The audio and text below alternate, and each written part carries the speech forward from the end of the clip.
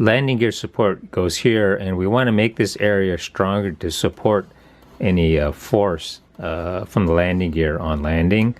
And so what we're going to do is we're going to poke some small holes that we're going to insert some glue in. So I'm pressing the X-Acto knife in about a 1/16 of an inch and rotating it. And we're going to do this just a lot of times over the area, and we're going to soak this area with glue and let it dry, and that'll make it a lot stronger. And again, here's where the landing gear support is, and we're strengthening the area right here.